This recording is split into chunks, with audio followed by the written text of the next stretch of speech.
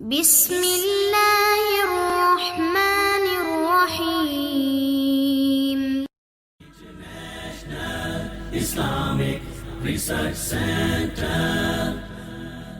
پہلا سوال یہ ہے کہ مصلی کی فرض نماز کی پہلی 2 رکعتیں امام کے ساتھ چھوٹ گئی ہوں تو جب وہ بعد میں اٹھ کر 2 رکعتیں پڑھے گا تو اس میں سورہ فاتحہ کے ساتھ دوسری صورت ملائے گا یا نہیں ملائے گا؟ یہ مسئلہ کافی پوچھا جاتا ہے یہاں، بلکہ ہمارے بعض لوگوں نے، بعض ساتھیوں نے یہ بتایا کہ دمام جائیں تو وہاں مسئلہ اور بتاتے ہیں اور خبر آئیں تو وہاں مسئلہ اور بتاتے ہیں۔ وجہ کیا ہے؟ اب دمام خبر کے اندر ہی اتنا فرق ہو گیا ہے تو اب پوری دنیا اسلام میں کیا کیا فرق نہ ہوں گے۔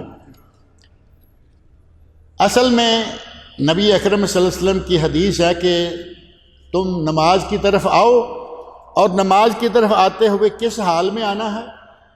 وَعَلَيْكُمُ السَّكِينَةَ وَالْوَقَارَ، نماز کی طرف آؤ اور تم پر اس وقت سکون اور وقار، سکون و وقار چھایا ہوا ہونا چاہیے۔ اگر کوئی آدمی بھاگم بھاگ دوڑتا ہوا آتا ہے تو کوئی باوقار انداز تو نہیں ہے نا۔ مسجد میں آؤ، جماعت کھڑی ہو گئی ہے ٹھیک ہے، لیکن باوقار طریقے سے چلتے ہوئے آؤ، جو امام کے ساتھ مل جائے وہ پڑھ لو، اور جو نکل چکی ہے، یہاں آگے 2 لفظ، 2 روایت میں الگ الگ میں، ایک میں ہے کہ جو نکل چکی ہے اسے قضا کر لو، اور دوسری میں ہے کہ جو نکل چکی ہے اسے تم اب ادا کر لو۔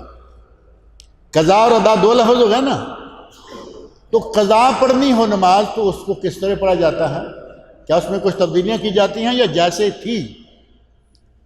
اگر فجر قضا ہو جاتی ہے مثال کے طور پر تو 2 ہی رکعتیں پڑھی جاتی ہیں نا، فرض جو ہیں، سنت ساتھ شامل کر لیں، اور ان 2 رکعتوں میں سورہ فاتحہ بھی ہوگی اور اس کے بعد سورت بھی ملائیں گے۔ تو یہ جو نمازی ہے یا مصلی ہے، اس مصلی کی 2 رکعتیں نکل چکی ہیں جن میں سورہ فاتحہ کے بعد کوئی سورت بھی تھی۔ جب قضا کرے گا تو کیا کرنا ہوگا؟ جو قضا ہوئی ہے اس میں سورہ فاتحہ اور کوئی سورت تھی، یہ قضا کرے گا، اٹھ کے 2 رکعتیں پڑھے گا، ان میں سورہ فاتحہ بھی پڑھے اور کوئی سورت بھی ملائے۔ کوئی صورت ملائے گا تو انشاءاللہ اس کو ثواب بھی، ظاہر قرآن پڑھا ہے نا اس نے۔ نماز میں قیام کی حالت میں تلاوت کرنا بہت ہی اجر و ثواب کا باعث ہے۔ سورہ فاتحہ ہو گئی اور ساتھ ہی اس نے ایک سورت بھی پڑھ لی، اس کا ثواب بھی انشاءاللہ ملے گا۔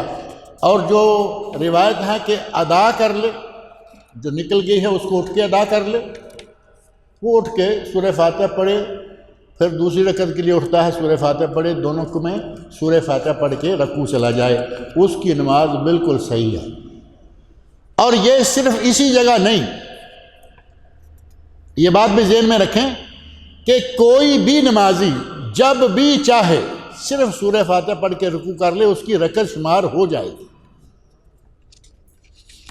ایک تو ہے نا یہ حالت، ایک ہے کہ کوئی مجبوری ہے، کہیں بہت جلدی ہے، جلدی کام کو سمیٹنا ہے، کوئی مجبوری نہیں، کوئی جلدی نہیں، کوئی امام سے چھوٹا ہوا نہیں، بلکہ مطلقاً اس نے اٹھ کے سورہ فاتحہ پڑھی، رکوع چلا گیا، اس کی رکعت ہو جائے گی۔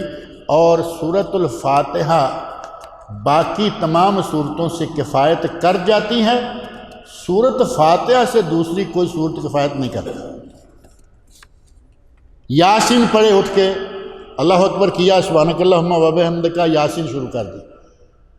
یاسین تو 4-5 رکوع ہے نا ہمارے، جو رکوع کہتے ہیں، لیکن سورہ فاتحہ نہیں پڑھی، کیا اس کی رکعت ہو جائے گی؟